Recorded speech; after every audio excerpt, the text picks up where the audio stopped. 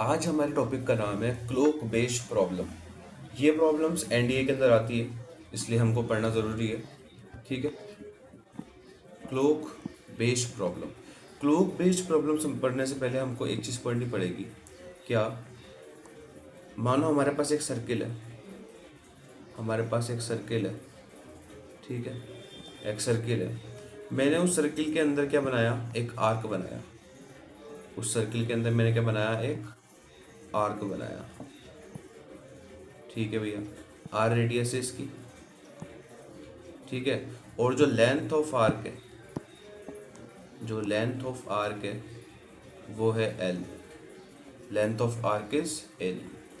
इन दोनों लाइंस के बीच में जो एंगल बन रहा है थीटा, इन दोनों लाइंस के बीच में जो एंगल बन रहा है थीटा, इसको मेजर करने का फॉर्मूला होता है theta is equals to length of arc upon radius. Length of arc upon radius. ठीक है भैया, ये वाली बात हमको समझ आ गई। ओके। अब बात करते हैं हम लोग क्लोक बेस्ड प्रॉब्लम की। ठीक है। थीटा निकालना आ गया हमको। किसी भी सर्किल के आर्क का थीटा कैसे निकलता है। चलो, क्लोक बेस्ड प्रॉब्लम।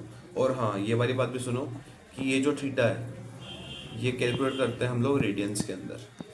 काई में? रेडियंस में। ठीक है। रेडियंस के अंदर। Okay.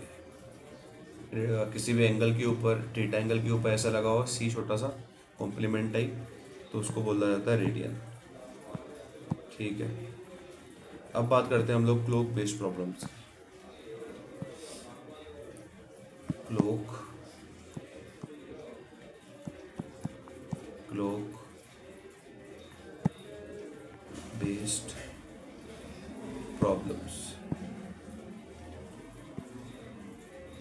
Cloak based problems, right. चलो, ध्यान से देखो क्लोक बेस्ड प्रॉब्लम कैसे होती है। मान लो हमारे पास एक घड़ी है। क्लोक बेस्ड प्रॉब्लम है तो ऑब्वियसली घड़ी होगी हमारे पास। मान लो हमारे पास एक घड़ी है। ठीक है। हमारे पास एक क्लॉक है। उस क्लॉक के अंदर मेरे को बोला है कि भैया 2:03 हो रहे हैं, मतलब A:02 हो रहे हैं। कितना?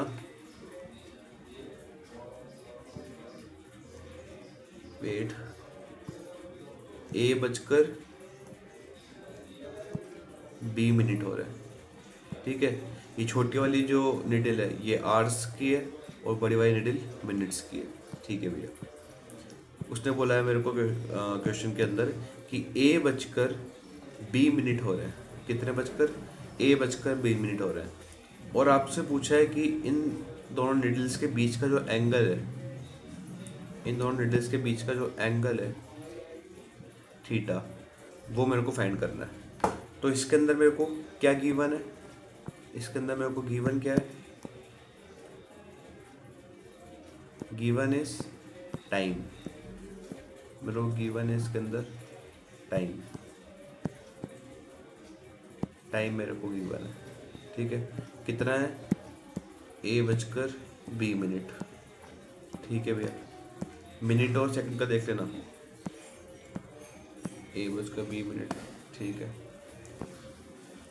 अगर मैं थीटा की बात करूँ तो थीटा हो जाएगा मेरा यहाँ पर डिग्री के अंदर। थीटा हो जाएगा डिग्री के अंदर 30A-11/2B। 30A-11/2B डिग्री का ना कैलकुलेट हो जाएगा ये हमारा। ठीक है। ये जो थीटा है it is the angle between the hands of clock. Angle between the hands of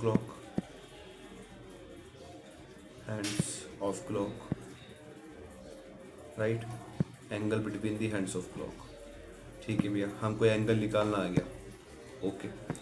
और क्या क्या पूछ सकता है भैया? वो हमको पूछ सकता है कि आपका जो आर हैंड है, ये आपकी जो आर वाली निडल है, ये वाली निडल, इसकी स्पीड कितनी होती है क्लॉक के अंदर। तो उसका फॉर्मूला होता है हमारा speed of hour hand, speed of hour hand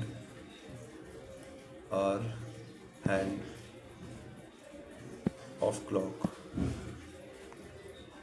वो होता है हमारा कितना, half degree per minute, half degree per minute.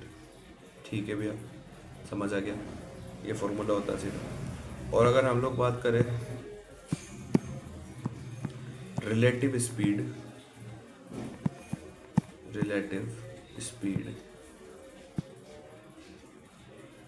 Of hands, relative speeds of hands, दोनों हैंड्स की रिलेटिव स्पीड की, hands of clock,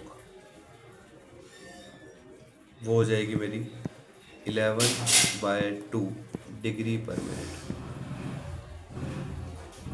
11/2 degree per minute. ठीक है, तो ये हमारा छोटा सा टॉपिक था जिसके ऊपर क्वेश्चंस आ जाते हैं।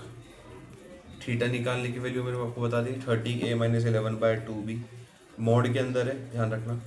इसमें मोड के अंदर है, ऑलवेज पॉजिटिव वैल्यू आएगी क्योंकि एंगल नेगेटिव नहीं हो सकता। हाँ सॉरी,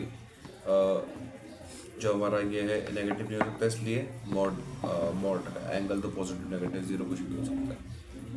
चलो, ये speed of hour hand half degree per minute, relative speed of hands of clock 11 degree per minute. ठीक है भैया, थैंक यू। एनडीए का टॉपिक हमारा एक खत्म हो चुका है।